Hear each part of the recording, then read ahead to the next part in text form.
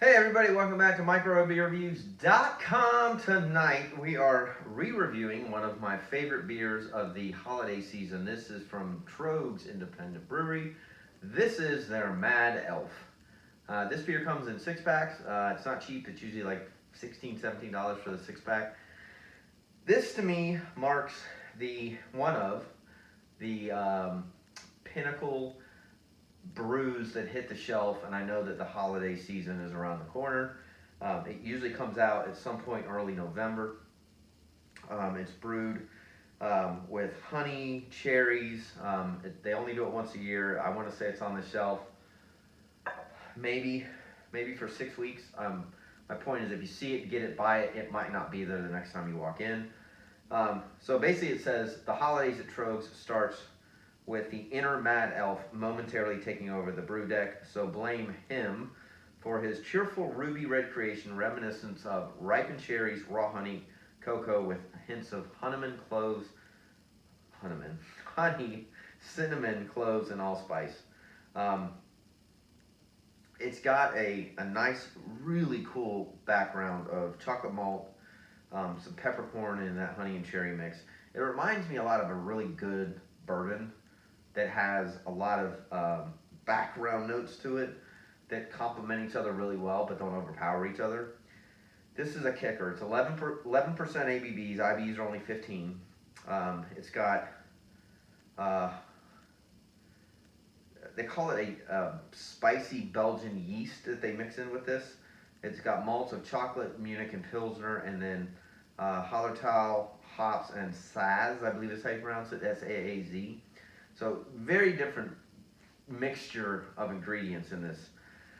The cool part about this beer that I will say is, and I've done beer reviews now for many years, and I've started to re-review beers year after year because and I won't get on a soapbox, but I've noticed that a lot of breweries have a really successful beer year after year. They'll open up another brewery like on another coast, or they'll try to mass produce it, and it just doesn't taste the same. I mean, for lack of a better way to put it, the quality's just not there.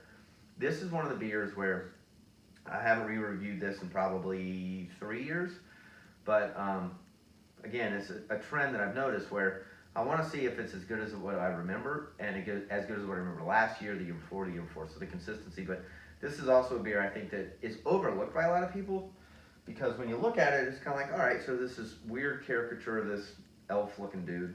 The price point's pretty pricey, and again, it's kind of one of those things where like there's a ton of holiday beers that come out where you may or may not be into darker beers, but this one, again, years past, has just such a unique flavor with the cherries and the cinnamon and the honey that do a really good job of just working together, and it produces a really, really good beer.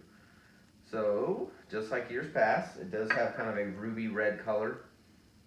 So again, I remember this from years past. It's perfectly filtered. There's a little bit of a coloration in the head, but I mean, I know the lighting's not very good where I'm at right now, but I mean, it's just got this really, looks like a red ale. Again, it's not stouty, it's not super dark, it's not black, it's not thick. It looks, more like an IPA or a porter, and its consistency laces the glass a little bit. It should have 11%, but it's got this really cool, almost like cherry Coke looking color to it. Again, nothing floating around it. It's just perfectly crystal clear and filtered. But this, I haven't cheated. I have not had one of these yet. I can only get one six pack. It's so that it smells awesome. The cherries definitely kind of are on the top layer of the aroma, but then there's like this plum type background, dark fruit, a little bit of nuttiness, a little bit of like almost pecan. You can definitely smell kind of a sugary sweetness, which is what's coming from the honey. It's just got this really unique pininess to it that, again, it all just kind of marries together in this really impressive. It smells like the holidays. It smells like, acorns falling, and then, the cinnamon baking in the kitchen with the pies, and it's just got a unbelievable aroma for a beer that, quite honestly, looks pretty unassuming. I mean, it just doesn't look like much compared to what this insane aroma is like. It just smells awesome. This is one of, without a doubt, one of my favorite smelling beers this time of year. So cheers, as always. Let's get into the glass.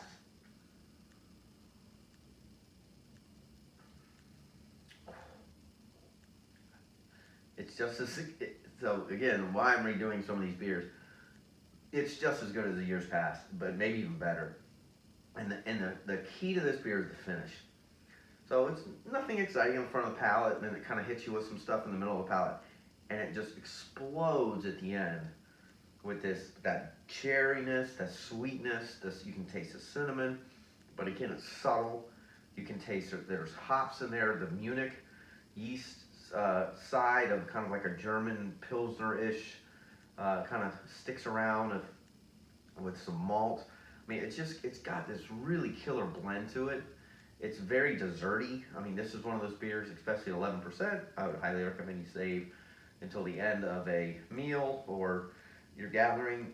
I mean, it's just got this phenomenal finish to it that is what I remember as being characteristics of the Mad Elf. I mean, this is just one of the best beers of the season. Again, it's worth buying. We rate our beers to 1 and 5. I would give this a 4.5. Is it perfect? No. It's darn close to being perfect. But again, their blend stays consistent. For the price point of what you're getting here, it is absolutely worth the value. I would buy another 6-pack or 2 if I can find it before the close of the season. Again, it's really, really well done and it's consistent. So, Troegs, I have reviewed several of your beers recently and they continue to get better. You guys are doing a really, really, really good job. So, again, 4.5 for me, definite buy. Mad Elf, if you tried it, please leave comments to our YouTube channel. We appreciate you watching. If you haven't already, go ahead and subscribe to our YouTube channel. And as always, we'll see you again real soon. Cheers.